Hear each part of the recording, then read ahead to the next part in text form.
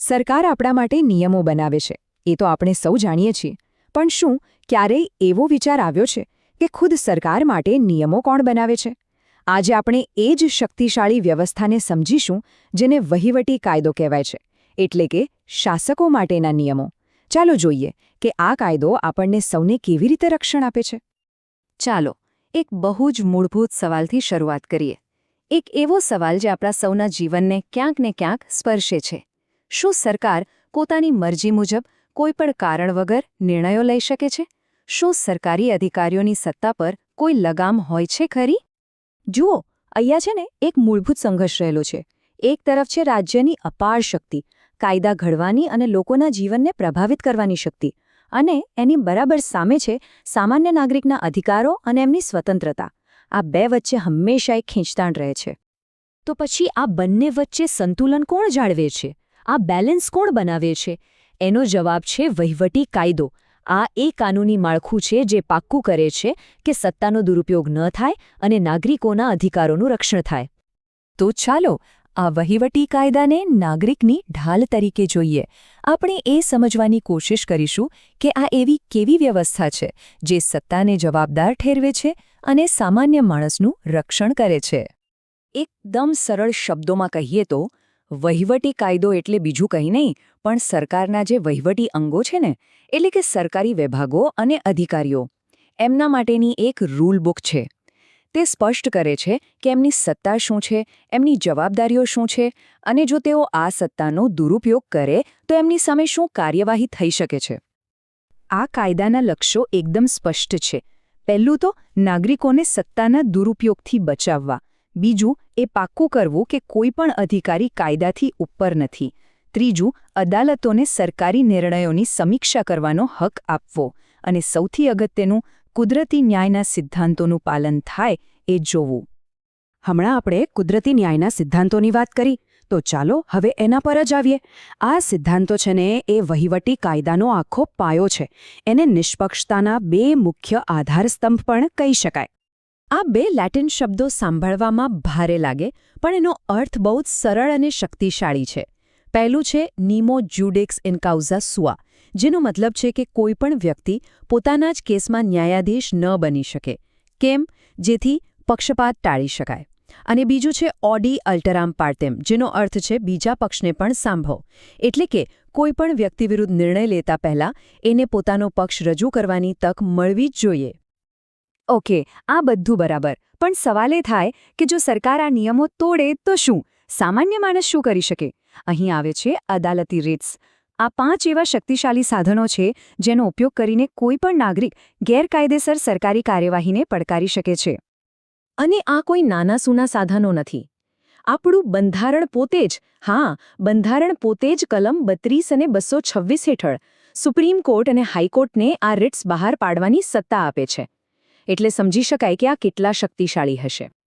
આ 5 રીટ્સ છે ને એ નાગરિકના હાથમાં રહેલા 5 અલગ અલગ હથિયાર જેવા છે. દરેકનો ઉપયોગ અલગ અલગ પરિસ્થિતિમાં થાય છે. જેમ કે હેબિયસ કોર્પસ, જેનો અર્થ છે શરીરને હાજર કરો, તે કોઈની ગેરકાયદેસર અટકાયત સામે રક્ષણ આપે છે. પછી છે મેન્ડેમસ, એટલે કે અમે આદેશ આપીએ છીએ. તે કોઈ સરકારી અધિકારીને તેની ફરજ પૂરી કરવા મજબૂર કરે છે. સર્શ્યોરિટી અને પ્રોહિબિશન નીચલી અદાલતોને તેમના અધિકાર ક્ષેત્રની બહાર જતા રોકે છે. અને છેલ્લે કો વોરંટો, જે સીધો સવાલ પૂછે છે કે કયા અધિકારથી એ કોઈ વ્યક્તિના જાહેર પદ પર રહેવાની યોગ્યતાને પડકારે છે. આ 5 સાધનો ન્યાય મેળવવા માટે ખૂબ જ મહત્વપૂર્ણ છે. સિદ્ધાંતો અને નિયમોની વાત તો બહુ થઈ ગઈ, પણ આ બધું અસલ જીવનમાં, વ્યવહારમાં કેવી રીતે કામ કરે છે એ સમજવા માટે ચાલો કેટલાક એવા સીમાચિહ્નરૂપ કેસો જોઈએ જેણે આ કાયદાને ખરા અર્થમાં મજબૂત બનાવ્યો છે. જરા વિચારો, એક નોકરી માટે ઇન્ટરવ્યૂ ચાલી રહ્યો છે અને જે વ્યક્તિ ઇન્ટરવ્યૂ લઈ રહી છે એ પોતે જ નોકરી માટેનો એક ઉમેદવાર છે. કેવું લાગે? શું આને યોગ્ય કહી શકાય? બસ આવો જ એક સવાલ એક રાયપક કેસમાં ઊભો થયો હતો. આ કેસમાં સુપ્રીમ કોર્ટનો નિર્ણય એકદમ સ્પષ્ટ હતો કે આ પસંદગી પ્રક્રિયા અમાન્ય છે. આનાથી એક બહુ મોટો સિદ્ધાંત સ્થાપિત થયો કે પોતાના જ કેસમાં કોઈ ન્યાયાધીશ ન બની શકે.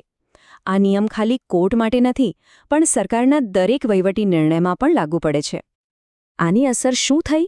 તો એ કે આ કેસ પછી સરકારના દરેક વિભાગ માટે કોઈપણ નિર્ણય લેતી વખતે નિષ્પક્ષ રહેવું એ કાયદાકીય રીતે ફરજિયાત બની ગયું. આ ખરેખર એક બહુ મોટો ફેરફાર હતો. ચાલો હવે બીજો કેસ જોઈએ.